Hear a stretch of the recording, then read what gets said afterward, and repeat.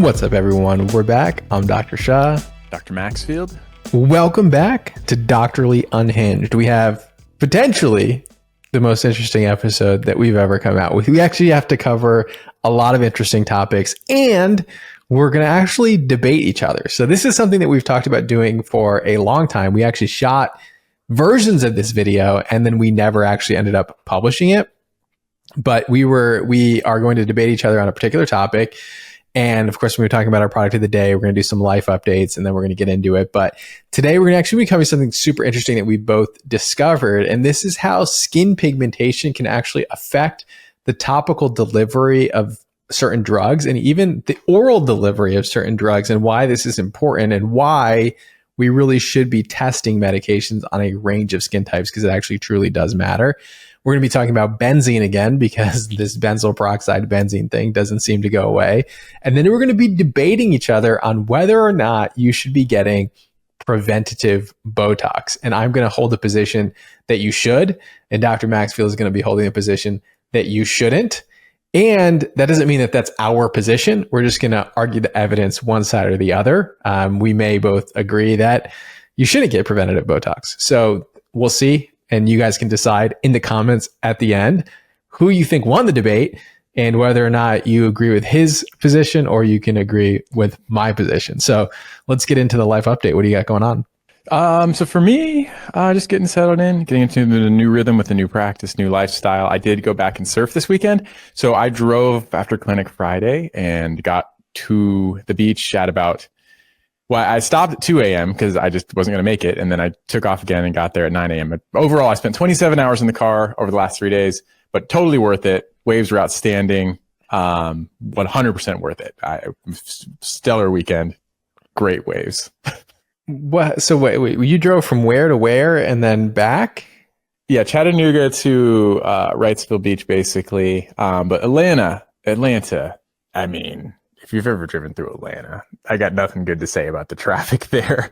I think it added 4 hours to my trip one way. We never stopped moving. It was just like a crawl for forever, and brutal, just brutal. But so I'm low on sleep for this debate. But that's definitely okay. So you're already positioning yourself to lose the debate by saying, yeah, let me find another excuse here. Okay. All right. Well, we'll see. I mean, it could be that I hold the better, argument positioning, right? Like sometimes like certain things are easier to argue than others, but we'll find out. Life update on me. I actually have huge news. I don't know how to announce something like this. So this is the first audience that I will be announcing this to, but we had a daughter. So, obviously my wife has been pregnant, but that I also didn't announce. So this whole thing is new information, but we had a beautiful baby girl. She's amazing. She's perfect. And she's 2 weeks old now. And she's amazing. So adapting to the new dad life. And we talked about making some dad content at some point, and certain things that you have to buy, whether it be skincare or different things that you need for the room. And Dr. Maxfield has 2 kids, and he's been doing the dad things. He's an inspiration for me. So I've been asking him for his advice on things as we go through. But she's been great. We're obviously having to wake up in the middle of the night a bunch of times, but I think that's par for the course. But we're super excited and happy, and she's healthy and great. So that's the huge news for us. New phase of life. Yeah, exactly. This is like the big transition for you. So excited for you. Like I said this about kids and like love, but just like you can't understand like romantic love, like when you're a young kid, like you get it. You've heard people talk about it, but you don't understand it until you experience it. It's the same thing with kids. Like it like opens up this new side of love that you'll never know. And so I'm super excited for you to experience that. Like, also now the hiatus that everyone's been experiencing from content from us is like kind of makes a little more sense, but amazing journey for you. Super excited. Yeah, no, we're super excited as well. And it's just suddenly now she's taken over our life, and it's a good thing for sure. So, we'll be a little off the grid for the next couple of weeks, but it actually has turned out to be a good thing. Like I have been kind of grounded to the house. and eating better, believe it or not. And things seem to be headed in the right direction. So, we'll see. We'll see if that continues or not. We launched Remedy for Healthy Aging last week.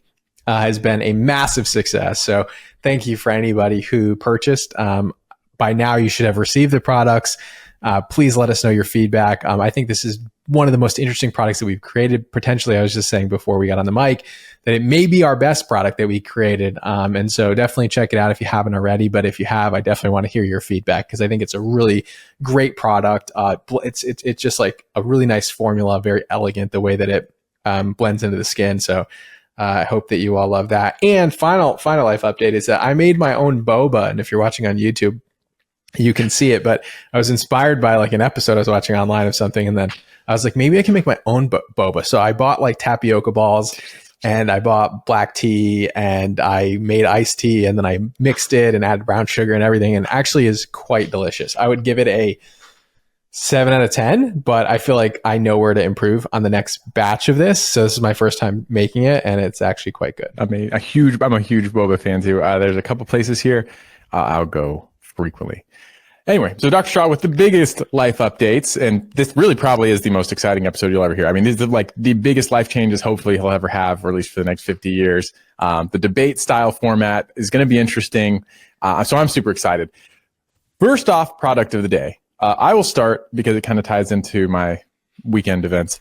But it's a product I never thought I would actually speak very highly about, but it's the CeraVe Hydrating Cleanser. So here's the story. I went to the beach, found myself at the beach. I went surfing, and then we were going to leave straight from surfing home. So like it's surfing, and then I got like a 13-hour, well, maybe like a 10, 11, 12-hour drive, depending on how it goes. And so I was like, I wanted to wash off. I forgot the cleanser from the house. And I was like, all right, the only cleanser I got in the car is a CeraVe Hydrating Facial Cleanser. So I used it. I used it as a shampoo. I used it as a body wash, and I used it as a face wash. It was, by the way, you might be hearing a train in the background if you're on the podcast. Sorry. No, it's not too distracting. It's not too bad on your end, but it's not bad. Okay. No. Anyway, so face wash, shampoo, body wash, CeraVe Hydrating Cleanser actually did a great job, but where it shined was for the hair. After I washed my hair with it, my scalp felt clean. The hair felt really soft and smooth, almost better than any shampoo I've used. So I might try that hack again for like a week straight and just see how my hair and scalp does. But I was really surprised because I've never really given that cleanser much credit because I very much dislike a cream cleanser for my face, but everywhere else, I loved it.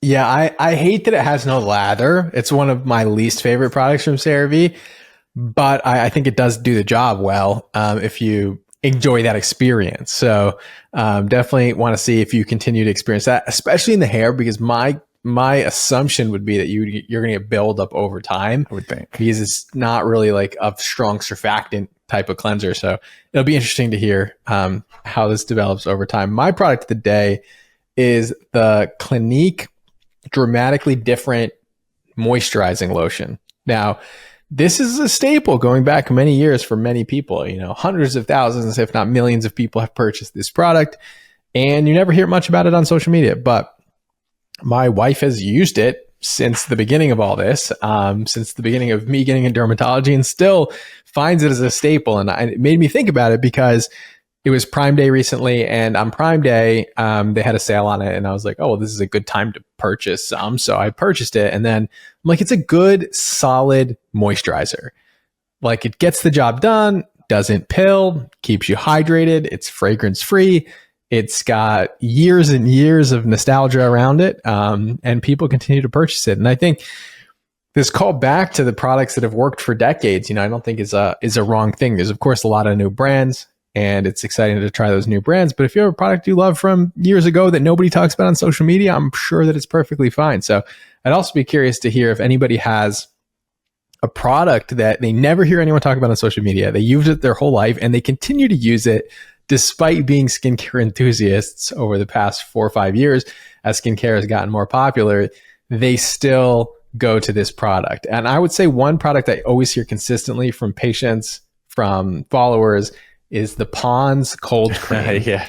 As a product that people continue to use despite the fact that it has no lore on social media.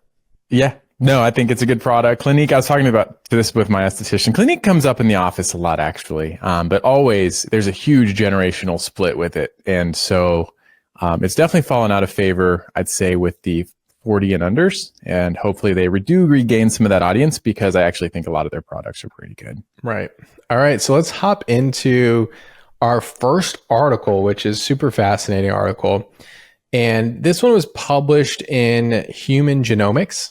And I'll read the name of the article. It's called Implementing Differentially Pigmented Skin Models for Predicting Drug Response Variability Across Human Ancestries. Now, I'll give you the Spark Notes version of that headline, which comes out of News Medical Life Sciences. That's where we're reading this article from.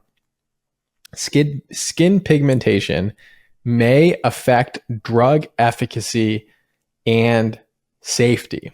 And I'll break this down slightly for you and why it's relevant and important to all of us. So what they mention here in this study is that skin pigmentation, which a lot of times we say, hey, even though there are different skin tones, we don't really have bespoke recommendations based on your skin tone. So there's not like a study that says, hey, if you have a darker skin tone, you should be using retinaldehyde. And if you have a lighter skin tone, you should be using retinol, right? Like, I wish there was some level of nuance like that, but it just doesn't exist, right?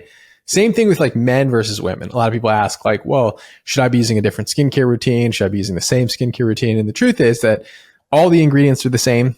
All the studies are essentially done on a very select type of people. And so we just kind of generalize these recommendations, even though they may not be generalized. And what they talk about in this study is how melanin, there's really two types of melanin. There's pheomelanin and there's eumelanin. Eumelanin is what kind of gives you that darker skin tone, deeper, darker skin tone. And then pheomelanin is more of like your reds.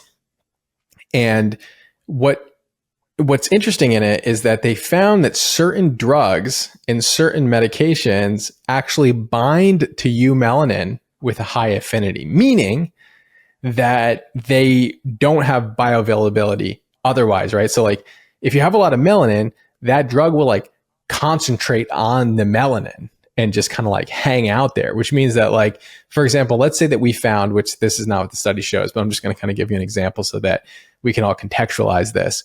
For example, like let's say that we found that retinol binds to eumelanin with a high affinity. That would mean that retinol would not be able to like travel into the collagen layer of the skin and be able to like actually hold on, like actually deliver there to be impactful. So if that was true, it would mean that retinol could become a lot less effective in darker skin tones, or maybe even more effective in some ways if it can hold on to it and distribute it for longer. We don't know. So the pharmacokinetics, the way that these drugs act, depending on how much they bind to melanin, which is directly impacted by your skin tone, could change the efficacy of certain drugs and certain medications, which is relevant to all of us. Yeah. And not only does it bind particularly strongly with they say that the eumelanin also releases it more slowly. And it really does impact how you interact with these medications. And I was looking at the list. They have this nice table here, which I love tables and studies, just synthesize the data quickly. I'm looking at the medication list and I see this list of like chloroquine, doxycycline, which is really a non-offender typically, but hydroxychloroquine, and some other medications that are offenders for causing drug-induced hyperpigmentation. And I was like, oh, I wonder if that's why. So this is completely theorizing, but I've always felt like anecdotally, people with darker skin tones may be more likely to experience these adverse drug reactions related to hyperpigmentation, just like in the real world, how they often are more prone towards hyperpigmentation. But could it be that there's more to it than just like how the sun increases the melanin that they have and they're more likely to get dark spots? Maybe there's a genetic component and their melanosomes are actually holding on to this medication longer than like counterparts with a lighter skin tone. And that's why they may be more at risk for some of these drug-induced hyperpigmentation events. I don't know. But I actually think it's a very valuable thing to explore, to learn more about, because I do think that medicine in general, I like your word bespoke. You probably taught me that word 3 years ago. Still don't really know what it means, but Like, I think we're going to have very tailored medications and treatments for people. We see it in the cancer world where we like isolate the actual specific DNA changes and we try to model treatments based off of it. And I think as technology improves, I will not at all be surprised if in 10 years we have very, very, very tailored, even cosmeceuticals, let alone prescriptions for people to address their specific problems. And this certainly could be a component where you can make decisions based off of it and adjust what you do accordingly. Definitely. And, you know, I guess the impetus of this article was to kind of describe how we need better studies essentially that include multiple different skin tones to understand whether or not even certain things are effective. Like we have a lot of prescription topicals in conditions such as psoriasis, right? And let's say we found out that all of a sudden, you know, people with darker skin tones, like they're not reacting well to topical tazarotene, like they're just not having the efficacy that a lighter skin tone is having. But it could be because tazarotene is holding on to melanin in the skin and it's not able to effectively act the way that it's supposed to, which is relevant, right? Because people are, you know, we're assuming that these drugs work on all skin tones. So the big push, and actually what I found in this article, which I didn't know was happening, and I probably should have known, but I just haven't seen it announced in any of our literature anywhere.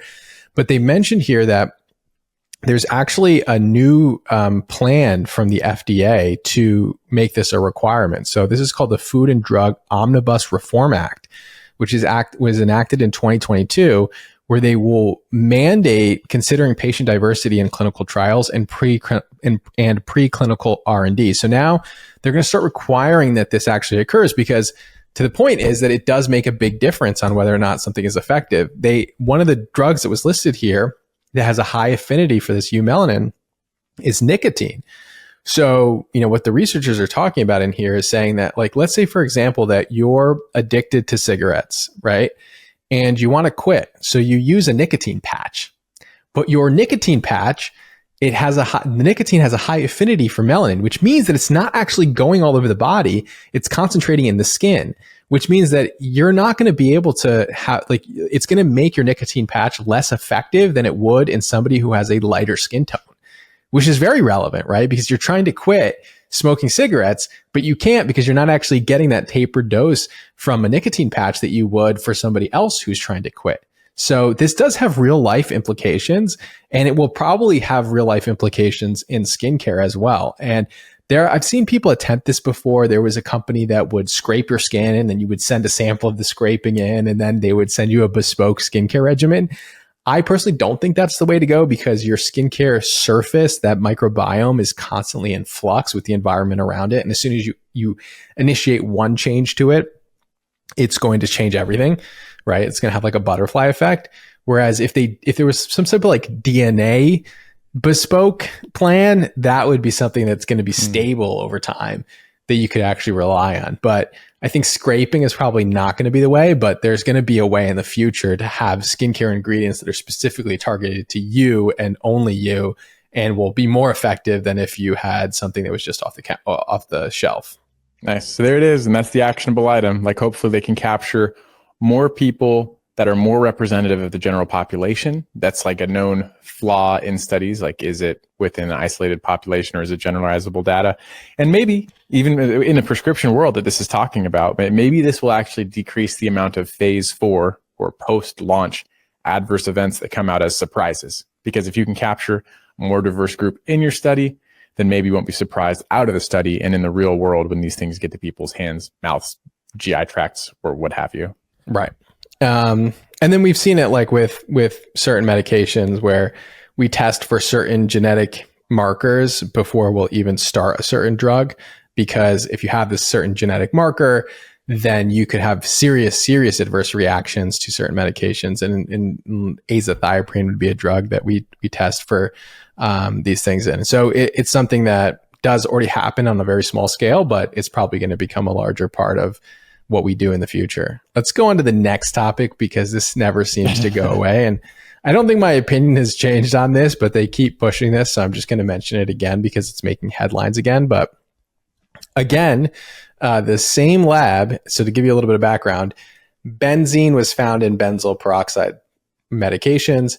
And also benzene had been found in sunscreens a while back, in certain, usually aerosolized sunscreens, but also in like regular topical sunscreens. And there was like, this big article that came out. They recalled tons of sunscreens. And then this same lab, Valisure, went on to test benzoyl peroxide for benzene contamination. And they again found that there was benzene in benzoyl peroxide. This came out maybe like 6-8 months ago. It was, this huge thing. People made tons of content around it. And this lab continues to test products for these and then try to issue, alerts to the FDA to have these products either recalled or to force companies to test for these contaminations. And basically this differed from the sunscreen one because what they were saying between the sunscreen one and the benzoyl peroxide one is they're saying the sunscreens were contaminated with benzene, meaning that it was a mistake in the manufacturing process, where they're saying with benzoyl peroxide inherently breaks down to benzene.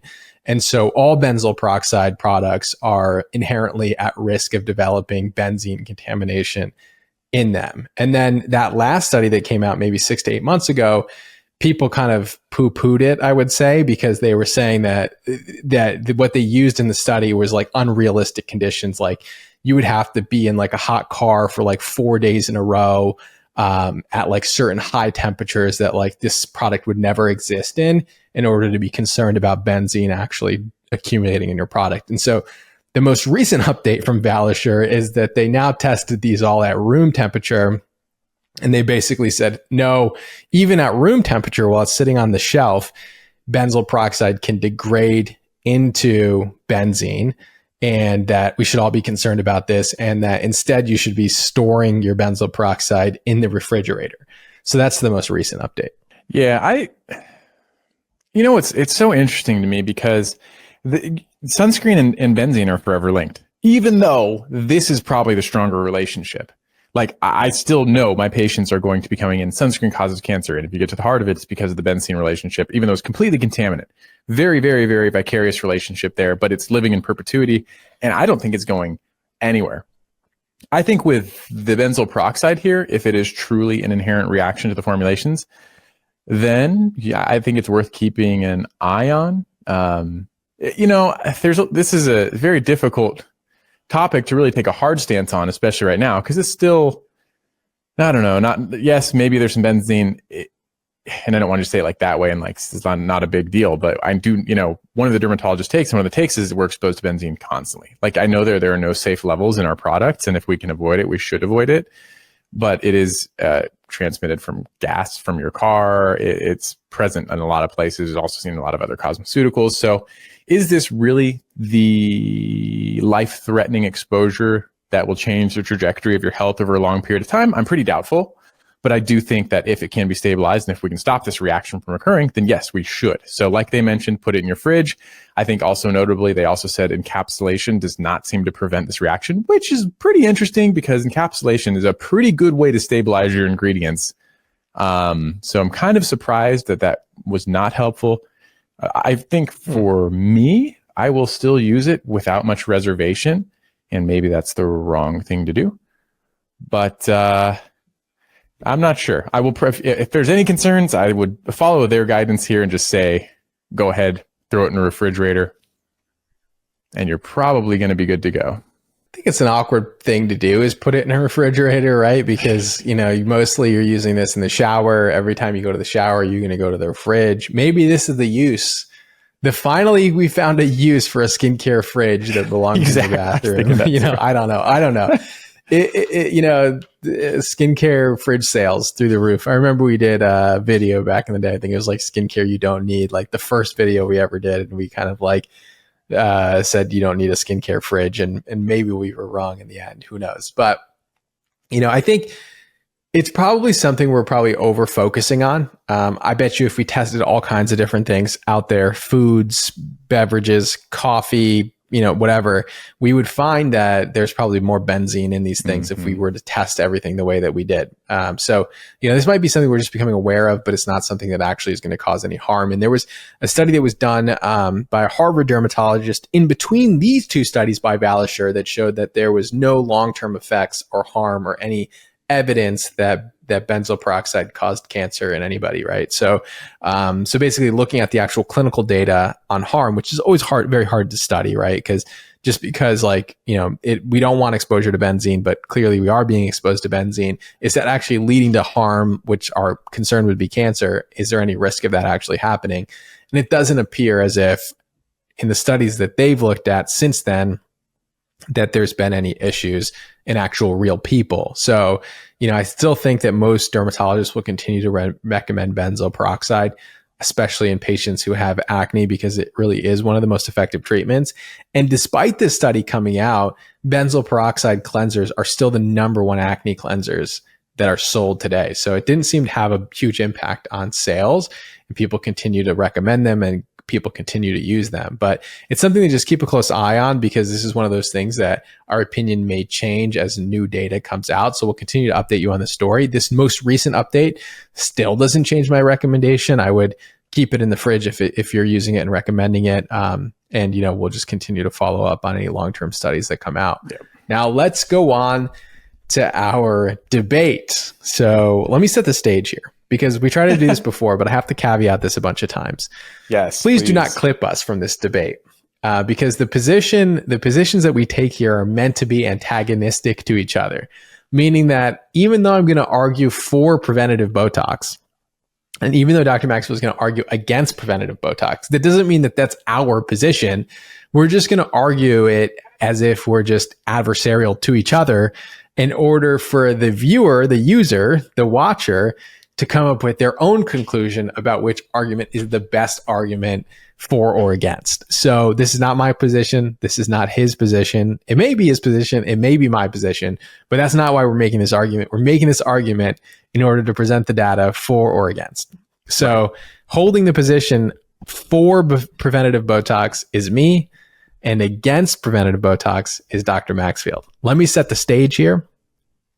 Botox is a neuromodulator. It works by inhibiting the release of acetylcholine. And by inhibiting the release of acetylcholine, your muscles are not able to contract. And if your muscles are not able to contract, you're not able to form dynamic wrinkles, meaning you're not able to like frown or raise your eyebrows. And therefore, you don't develop static wrinkles, which are those lines that people are trying to avoid. So that's how Botox works. And I'm going to argue for it. He's going to argue against it. Do you want to take your position? You bet. Sure. So I will start. Why you should never, ever get Botox in your face to prevent wrinkles. You should never use this before wrinkles form or before you show signs of aging. So this is doctorly discourse. I came up with that word in my mind like before we started. Doctorly discourse, great debate. So I say doctorly debates. Doctorly debates. Or doctorly discourse. Yeah. What do you think? Doctorly discourse. I wish Discord wasn't a thing, because I think that'd actually be the most appropriate term. Doctorly Discord, but we've done that. True. So, okay. I'm just going to say Botox. Let me frame this like I hear it framed on social media. Botox. This is a toxin. This is a toxin that you are injecting into your skin whose clearly I'm struggling with, whose effectiveness is measured in lethal units. How many of these units can kill a certain amount of mice? And this is what you're wanting you to put in my face before a problem even occurs. You must be a psychopath, because this is harmful, it's dangerous, and not only may it not be needed in general, but why would you ever inject something like that into your face when you don't even need it yet? Oof, okay.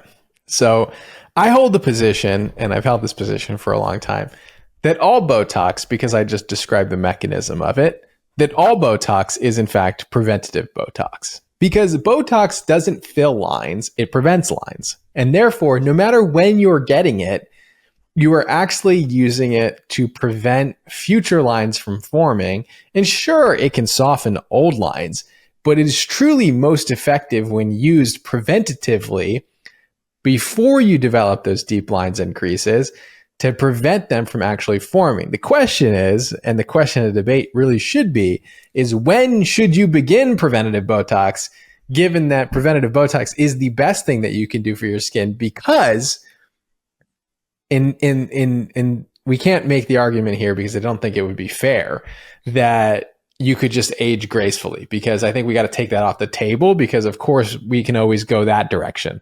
But let's say in treating wrinkles, preventative Botox is one of the most safest and effective things that you can do. Not only does it have decades of research in the cosmetic space, but decades of research looking at things like torticollis, cervical dystonia, bladder spasms, blepharospasms. And so not only does the data relate to what we've seen in cosmetics, but it also expands far beyond that, showing both the safety and efficacy of this medication. But let's say, for example, you decided, I don't want to do Botox, but you do want to get rid of wrinkles. I think all the other alternatives are actually inherently more risky, right? Because if you wanted to fill lines, you would either have to get filler, or you would have to get lasers, or you would have to get deep chemical peels, or you would have to get a facelift. You would have to undergo surgery with anesthesia. So I actually think that Botox is one of the safest and most effective ways of this purified protein derivative. I don't want to call it a toxin. It's a purified protein derivative. It's one of the safest ways to prevent wrinkles and should be used preventatively. I see. There are other alternatives that are certainly safer, despite your laundry list of prescription procedural treatments. There's flaxseed oil. There's brownies. Brownies inherently can stop your skin from moving, and it can also train your face if you wear them while you're awake. So you can stop you don't even need anything. Trying to sell me Botox. I could just stop moving my forehead when I want to, and then I would never get the wrinkles to begin with. So not only are you trying to get me to put a toxin in my face, you're trying to sell me something I don't even need. I could just stop moving my face, and there will never be a problem. Okay, so I will concede this point that if you never move your face, you won't develop these wrinkles. Sure. But what I will say is that using Botox early, and this is going to be a different number for everybody, right? So I think generally, if you have lighter skin tones, we actually find that, and they actually have I actually looked at some robust data on this recently, showing that lighter skin tones, usually around the age of 25, start to first develop those fine lines. And then darker skin tones, usually it's around like 35, 40, where you start to develop these fine lines and wrinkles. Now, if you can get it right before that period starts to form, like let's say 25, 26, 27, when you have very light skin tone, like almost no melanin. And then when you're, 35, when you have more melanin, if you do it, then you can actually need it less often. And then you haven't formed any fine lines and wrinkles at that point, which means you won't need any of these other things, any of these other procedures. In fact, you'll probably save money in the long term if you start Botox earlier. Now, I agree. If you just never move your face, then you don't need to do any of this. But this is one of the best things that you can do. Okay. So let's say that I've accepted your premise on safety and that it's perhaps comparable to other things, or perhaps better than other procedural options. What about this? If I have a health problem, like if I had high blood pressure, I'm not going to take high blood pressure medicine before I get high blood pressure. I'm not going to take insulin because I don't have diabetes yet, but I might one day. What do you have to say for that? Like, I am not going to go out and get a root canal because I might one day get an invasive cavity. It doesn't make any sense to treat something aggressively or with a procedure when you don't even have the problem to begin with. This is actually a terrible argument, and I'll tell you why. So the argument would hold true for something like an insulin, right? But I would actually compare it more to something like atherosclerosis, which is when your arteries get, full of fatty plaques and lipids and harden, and then you increase your risk of heart attack and stroke. Now, the atherosclerosis is not formed yet, but your goal is to prevent it from forming. You don't want it to form and then treat it once it's already formed. That would be a disaster. You want to prevent atherosclerosis from forming, just like you want to prevent your fine lines and wrinkles from forming. And how do you do that? You actually treat your lipid levels before they become problematic so that you don't develop, right? So your marker is, hey, my cholesterol levels, my lipid levels, my LDL levels are high, my HDL levels are low. This has not caused a problem in me yet, just like moving your face has not caused a problem in you yet. However, if you treat it early enough, you can actually prevent the atherosclerosis from forming, which would give you more problems later on, including death, which maybe not apply to Botox, but the concept still applies, and that's where the metaphor fits. So then I would say, if you are going to say preventatively for atherosclerosis, you're going to treat the lipids so you don't get the inflammation on the vessel wall and you don't develop atherosclerosis. If you look at a wrinkle under the microscope, this study from 2014 in the journal Cosmetic Dermatology, which is a great journal, by the way, they took a look at what changes on a structural level were found at the base of your wrinkles. And they showed that you have lower epidermal thickness, less elastin, tropoelastin, collagen type 7 specifically, than the surrounding photoaged skin. So all the skin is photoaged, but those are the changes within the base of the wrinkle. No difference in collagen type 1 or 3, which is pretty interesting, actually, considering where collagen type 7 lives. I think that was the anchoring fibrils, if I recall. But I would say maybe we should just treat our collagen. Maybe you should just take that atherosclerotic metaphor and treat what we know is actually the problem, treat your collagen instead, and maybe that'll be enough to prevent the issue so you don't have to use Botox later. Yes, so that could very well be the case. Though, interestingly enough, we always see the wrinkles where the muscles move, right? So, you know, when your mom used to say, if you keep making that face, it'll get stuck like that. That's actually what's happening with these static lines. They are your face movement, even though you're probably accurate in saying that these collagen level changes and elastin level changes are occurring on a microscopic level within the base of a wrinkle. Those lines always correspond to where your muscle lines are, meaning that muscle movement must be playing a role in those divots that are forming. And we do know, because we've looked at these twin studies, when we compare somebody who got Botox, these are monozygotic twins, so otherwise they would be identical, other than the lifestyle choices that they made. And there's some variations there, but in general, this applies across the board. So when we look at two twins, one who got Botox more frequently and one who got Botox less frequently, there's a huge difference in the skin quality over time.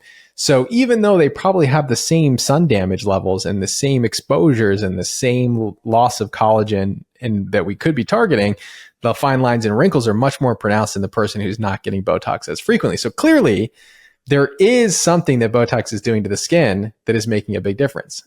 So with that perhaps being said, that Botox is a way, and a unique way to treat these wrinkles that lifestyle is accounting for or movement is accounting for. What about this then? What about antibodies? What about botulinum toxin resistance? So over time, people can develop these antibodies to Botox, meaning that your body will actually fight off the ingredient before it can take an effect. Your immune system becomes sensitized, and then you will no longer have a response. How disastrous would it be?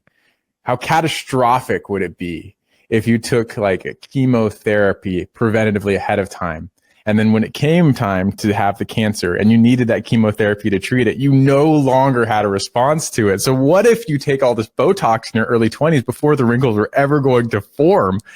And then in your 30s, when you actually are starting to get lines that are not dynamic but static, you no longer have any treatments available because you've burned through your reservoir and now your body is immune to it. And heaven help you, based off of your logic, there's nothing else that will be meaningful to treat your wrinkles anymore. So this is the best argument that you've made so far. This is the best argument that you've made so far. And I will concede that some people do develop immunity to Botox, meaning that if you were to start it earlier, that immunity could develop sooner, meaning that when you really did need it, you would have less access to it. Now, while that is true, there is Botox. There's also something called Xeomin, which doesn't have the complexing proteins. And in theory, without those complexing proteins, Xeomin, you should not develop antibodies to. That being said, to your point, all these other things, your frownies, not moving the face, all those other things still become options on the table. And they've actually done studies. I think it's like a 25-year study where they looked at somebody who got Botox at regular intervals, especially because I said this literature extends beyond the cosmetic space, but also into other muscular disorders, showing that efficacy in most people is sustained over time. So I will say that there are these outliers who can develop antibodies to Botox, making it less effective or completely ineffective with time. And we've known a few of those.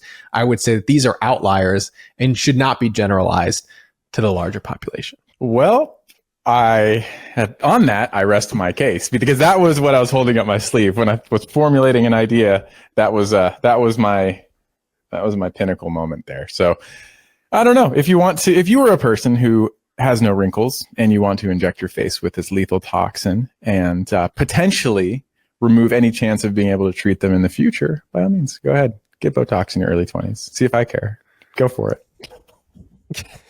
And if you want somebody who wants to start your Botox early so that you need less treatments later on, then stay with me on this journey and see who pans out better. Another strong argument, because I think we've concluded our arguments at this point, and I will be curious to hear in the comments who you think won the debate and whether or not you've been convinced one direction or another. Another point to consider, and I don't want to give him more talking points, is the risk of atrophy, because atrophy is a real thing that occurs with the disuse of any muscle. You'll develop atrophy, just like if you were to cast your arm for 2 months because you had a broken bone, you'll notice that arm is atrophied. It's thinner. It's got less muscular definition.